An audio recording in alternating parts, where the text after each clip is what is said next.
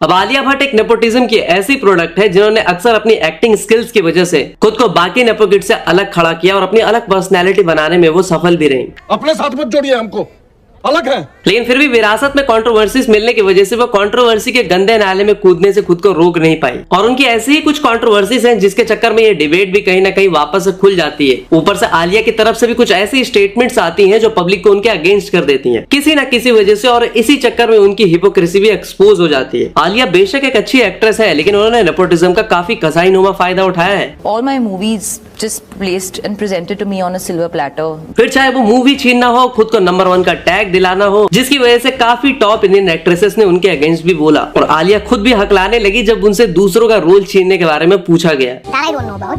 I know that there was someone else on board earlier, and then there was a conversation about maybe going to me, and that's all I know. लेकिन इन सब के अलावा नेपोस के defective antenna वाले daddy, मेरा मतलब करण जौहर, हमेशा आलिया को बेस्ट एक्ट्रेसेस या एक सुपरस्टार की तरह हाइप करते रहे। And perform as an actor, like there's so much chatter about Alia being like the best actor in the country. अब इस बात में कितनी सच्चाई है, कितना झूठ है, वो तो मैं वीडियो में आगे बताऊंगा। और आज हम आलिया के उन सारे कालिया करतूतों के बारे में बात करेंगे जिसके बारे में सुन के उनके ठर की पप्पा महेश भी शर्मा जाए।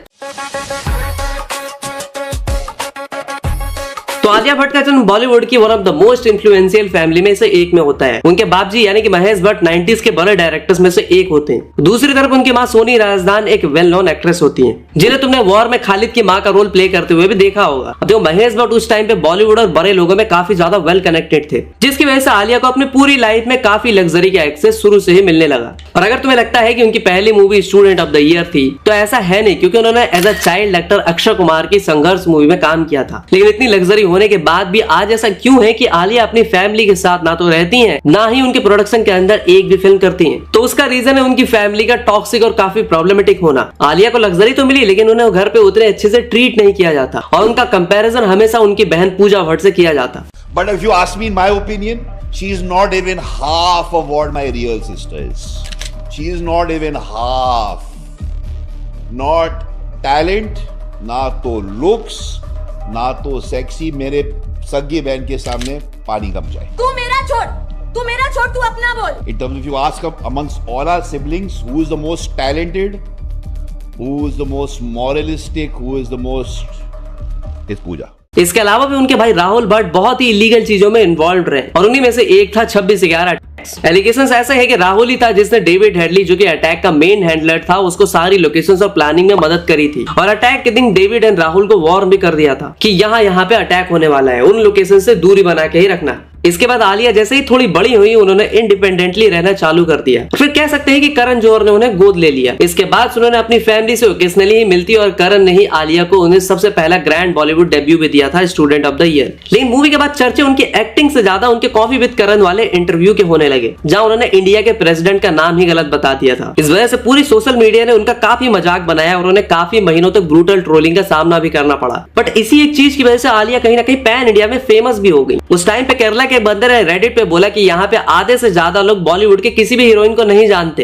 लेकिन वो आलिया को जानते हैं बिकॉज ऑफ हर डमनेस। मतलब भाई आपदा में अवसर वाला काम। लेकिन उनकी सेकंड मूवी हाईवे थी, जिसमें वो इम्तियाज अली के साथ काम कर रही थी। उसमें उन्होंने अपनी शानदार एक्टिंग दिखाते हुए सबकी बोलती बंद कर दी थी। पर क्या आपको पता है कि इस मूवी के डायरेक्टर इम्तियाज अली थे, जिन्होंने पहली बार धर्मा के साथ काम किया था और आलिया ने उनसे लिटरली भीख मांगी थी ताकि वो आलिया को मूवी में कास्ट कर ले। और यही रीजन था कि मूवी धर्मा प्रोडक्शन के साथ बनी थी। लेकिन ये अकेला किस्सा नहीं था जहां आलिया ने डायरेक्टर से भीख मांगी हो। और इतना ही नहीं, उन्होंने दूसरी एक्ट्रेसेस से मूवी छीनी भी है, जिसके बारे में अगले पॉइंट में तुम्हें बताता हूं। तो भट्ट फिल्म इंडस्ट्री में किसी भी एक्टर के लिए सरवाइव करने के लिए कंसिस्टेंटली अच्छी स्क्रिप्ट सेलेक्ट करनी काफी इंपॉर्टेंट चीज होती है। लेकिन दिक्कत तो तब आती है जब कोई एक्टर स्क्रिप्ट को चुराने लग जाए, और ऐसा ही कुछ आलिया भट्ट ने 1-2 बार नहीं बल्कि कई बार किया। और ये चीज सबसे पहले हुआ था डियर जिंदगी के दौरान। अब तुम जानते हो ये काफी कमाल की मूवी थी और उनके साथ एसआरके का कैमियो बॉक्स ऑफिस पे काफी पुश दे रहा था। लेकिन मूवी की पहली चॉइस आलिया नहीं बल्कि कैटरीना कैफ थी। और काफी टाइम तक रोल उनके पास ही था, लेकिन सडनली इसके बारे में आलिया को पता चल जाता है और स्क्रिप्ट को देखते हुए उन्होंने इंटरेस्ट दिखाना शुरू कर दिया और इवेंचुअली कटरीना से हट के मूवी का मेन लीड वाला रोल आलिया के पास चला आता है। इसके अलावा जो मैंने तुम्हें पहले बताया था ना कि कैसे आलिया बड़े डायरेक्टर्स के सामने भीख मांगती है मूवीज के लिए, इस चेकलिस्ट में अगला नंबर है कोठे के ठेकेदार कंट्रोवर्सीज के ताऊ संजय लीला भंसाली, जो पहले सल्लू भाईजान और आलिया के साथ इंशाअल्लाह नाम की मूवी बना रहे थे, लेकिन वो मूवी सेल्फ हो जाती है, जिसके बाद आलिया बहुत रोना धोना करती है संजय लीला भंसाली के सामने और तंग आकर वो आलिया को गंगूबाई काठियावाड़ी ऑफर कर ही देते हैं, जो आगे चल के बॉक्स ऑफिस पे हिट साबित हो जाती है। वाह दीदी वाह दीदी नहीं दीदी वाह दीदी। लेकिन इतना ही नहीं, भंसाली ने आलिया को लव एंड वॉर भी ऑफर कर दी थी, उसके साथ 2 और फिल्में यानी कि टोटल 4 फिल्में दी थी, जिसके लिए आलिया ने लिटरली भीख मांगी थी, जो आगे चल के वो कांड विद करण में क्लियरली एक्सेप्ट भी कर लेती हैं। अभी रिसेंट की बात करूं तो आलिया भट्ट मस्त नहा धोकर 1 कटोरा तेल लेकर यामी गौतम के पीछे पड़ गई थी और उन्हें उनकी फिल्म हक के लिए इतना अप्रिशिएट किया था, इवन ये भी लिखा था कि मैंने फोन करके आपको इस फिल्म के लिए अप्रिशिएट करा। राजा मौली से भी उन्होंने भीख मांग के ही RRR ली थी। I bumped into Rajamouli sir at the airport. He was just coming back from something and I was going to Hyderabad for a shoot and I said, sir, I want to work with you. And he said, you know, he was very gracious and said, yes, I would love to work with you as well. I said, अब जो अगला लफड़ा है ना वो recently हुआ था, मतलब लगभग 1 साल पहले का, जो कि अराउंड जिगरा के रिलीज पे हुआ था। तो हुआ ये कि फिल्म के डायरेक्टर वसंत बाला एक स्क्रिप्ट पे धर्मा के साथ काम कर रहे थे और उनके पास एक बेसिक आइडिया था जो वो करण को बताते हैं और करण वो डायरेक्टली आलिया को भेज देते हैं और बिना डायरेक्टर की डिमांड के आलिया मूवी की लीड एक्ट्रेस के रोल में अपने आप आ भी जाती है। बाकी कहा ऐसा जाता है कि मूवी का टॉपिक सुनने के बाद आलिया ने ऐसी ही स्क्रिप्ट को महेश भट्ट के भाई से चुराया था, जिसमें सावी मूवी बनी थी और वसंत बाला ने उसी स्क्रिप्ट में चेंजेस करके जिगरा बना दी। तभी जब मूवी रिलीज हुई तो टी सीरीज की मालकिन दिव्या खोसला कुमार ने काफी कंट्रोवर्शियल पोस्ट करे आलिया और करण के अगेंस्ट और करण ने भी रिप्लाई बैक किया। अब ये लड़ाई थोड़े दिन तक चली रही थी, लेकिन आखिर में जिगरा और साबी दोनों बॉक्स ऑफिस पर भांग भरोसा हो गया। आलिया भट्ट की इसी चीजों की वजह से इंडस्ट्री की प्रोमिनेंट एक्ट्रेसेस जैसे कि ऐश्वर्या राय और कंगना रनौत ने भी उनके अगेंस्ट इंटरव्यूज में काफी चीजें बोली, जैसे कि पापा की परी और वो कैसे वेल कनेक्टेड होने का फायदा उठाती है।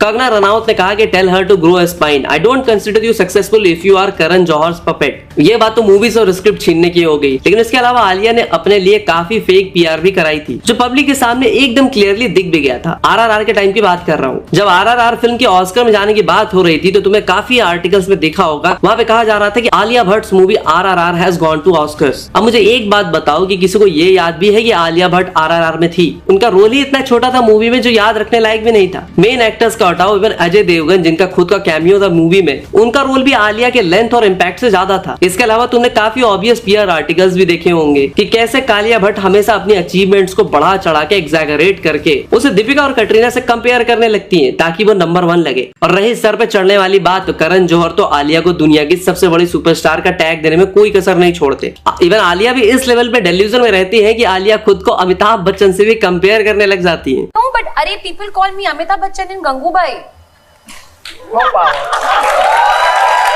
ये जैसे 4 फुट की अमिताभ बच्चन है। चल झूठा। तो बोलने और असलियत में तो काफी फर्क होता है। तो क्या आलिया असल में सुपरस्टार है या फिर नहीं, मैं तुम्हें आगे बताऊंगा, लेकिन उससे पहले साथ मिलकर आलिया भट्ट की हिपोक्रेसी को एक बार एक्सपोज करते हैं।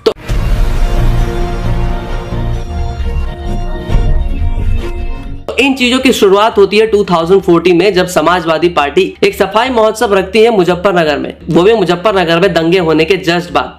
उसमें आलिया शामिल होती हैं, जिसके बाद उन्हें काफी ट्रोलिंग झेलना पड़ता है। उन्होंने बाद में माफी मांगी होती है कि वो अगली बार से पॉलिटिक्स के बारे में जानकारी रखेंगी और कुछ भी करने से पहले 2 बार सोचेंगी। इसके साथ ही साथ आलिया मीडिया में भी काफी बार रूडली बात करते हुए दिखती है, जैसे कि जब भी उनकी मूवीज को क्रिटिसाइज किया जाता तो वो बोलती कि वो मीडिया को मुक्का मारेंगी या फिर अगर पसंद नहीं आती तो मेरी फिल्म मत देखा करो। इसके अलावा आलिया काफी बार सोशल मीडिया पे ज्ञान देने के चक्कर में एक्सपोज भी हो चुकी हैं, जैसे कि उन्होंने दिवाली के टाइम पे फायर क्रैकर्स फोड़ने के लिए मना किया था क्योंकि उससे एनिमल्स को बहुत नुकसान पहुंचता है, या फिर अभी थोड़े टाइम पहले ही मकर संक्रांति के टाइम मांझा यूज करने के लिए मना किया था क्योंकि उससे बर्ड्स को तकलीफ पहुंचती है। हैप्पी दिवाली, प्लीज पटाखे मत फोड़ना, the dogs feel very upset. हाँ I am talking about animals again, but करना पड़ता है। 3, 2, 1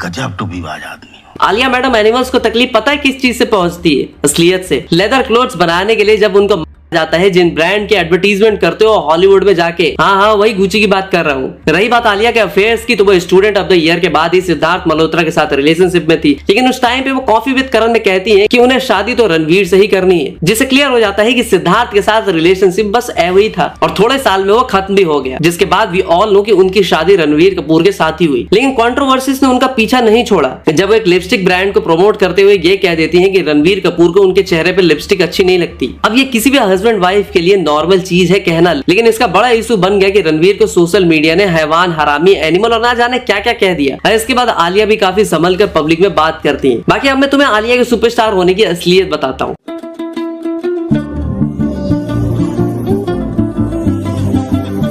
अब देखो, आलिया को फीमेल सुपरस्टार कहने की सबसे बड़ी डिबेट जो थी वो यहाँ से शुरुआत हुई थी कि उन्होंने 2 सोलो हिट दे दिए, राजी और गंगूबाई, जबकि दीपिका और कैटरीना ने भी सिर्फ एक ही दी है। लेकिन क्या सही में राजी और गंगूबाई सिर्फ आलिया के दम पे चली थी? राजी 2017 में आई थी और वो एक पैट्रियोटिक स्पाई फिल्म थी। उस टाइम पे बॉलीवुड में पैट्रियोटिक मूवीज की वेव चल रही थी। जो मूवी ठीक ठाक अच्छी भी होती थी वो भी चल जाती थी, और राजी तो काफी अच्छी मूवी थी, तो उसका चलना कहीं ना कहीं आसान था। और रही बात गंगूबाई की, तो बात तो उस मूवी के साथ संजय लीला भंसाली का नाम जुड़ा हुआ था, जो कि अकेले ही काफी था मूवी को चलाने के लिए, और मूवी ने कलेक्शन भी 132 करोड़ के आसपास ही किया था। इसके अलावा आलिया की जो अगली सोलो फिल्म आई थी वो थी जिगरा, जो कि बॉक्स ऑफिस पर डिजास्टर हुई। उसका बजट था 100 करोड़, लेकिन कलेक्शन कर पाई थी सिर्फ 32 करोड़। अब मैं ये नहीं कह रहा कि आलिया कुछ भी नहीं है, वो एक एस्टैब्लिश्ड एक्ट्रेस जरूर है, लेकिन उनको सुपरस्टार कहना और अमिताभ बच्चन से कंपेयर करना थोड़ा ज्यादा नहीं हो गया? और अगर मैं आलिया की आने वाली मूवीज की बात करूं तो मुझे किसी भी एंगल से वो अच्छी नहीं लग रही, क्योंकि उनकी अगली film wire up spy universe की फीमेल लीड मूवी अल्फा है। और तुम अच्छे से जानते हो कि पहले तो वॉर 2 डिजास्टर हुई और धुरंधर के ऑल टाइम ब्लॉकबस्टर होने के बाद वाईआरएफ की स्पाई यूनिवर्स में कुत्ता भी मूत के चला जा रहा है, वो भी टांग उठा के। तो भाई ऑडियंस तो थिएटर में जाने से रही, तो मुझे बहुत ही मुश्किल दिख रहा है। और अगर इसमें कोई आईएसआई एजेंट वगैरह है फिर तो भैया खेल खत्म। अल्फा के अलावा आलिया की रणवीर, विकी और संजय लीला भंसाली के साथ लव एंड वॉर आ रही है, जो मूवी बस रिलीज ही हो जाए तो बहुत मेहरबानी हो जाएगी, क्योंकि उसकी अपडेट सिर्फ यही आती है कि मूवी फिर से डिले हो गई है। अब मूवी की जैसे स्टार कास्ट है वो आराम से 300 करोड़ तो कर ही लेगी, लेकिन मूवी की प्रॉब्लम है उसका बजट, और मूवी जितनी डिले हो रही है उतना ही बजट बढ़ता जा रहा है। और अभी के लिए मूवी का बजट 350 करोड़ के आसपास है, जिसका मतलब है कि मूवी को हिट होने के लिए 750 करोड़ से 800 करोड़ तो मिनिमम करना पड़ेगा। और ये रोमांटिक मूवी के साथ होते हुए मुझे तो काफी मुश्किल लग रहा है। अभी देखो ये होगा या नहीं वो तो वक्त ही बताएगा, लेकिन आलिया के फ्यूचर लाइनअप्स उतने कुछ खास नहीं है, इसलिए मुझे उनके फ्यूचर को लेकर थोड़ा डाउट है। बाकी अब तुम्हें इसके बारे में क्या लगता है वो तो मुझे कमेंट्स में बताओ। और अब वीडियो पसंद आई हो तो कभी कभी लाइक भी कर दिया करो, और मालिक थोड़ी और ज्यादा पसंद आई हो तो सब्सक्राइब भी कर दो। तो लैडर भाई मिलता है आपसे अगली वीडियो में, तब तक के लिए हर हर महादेव।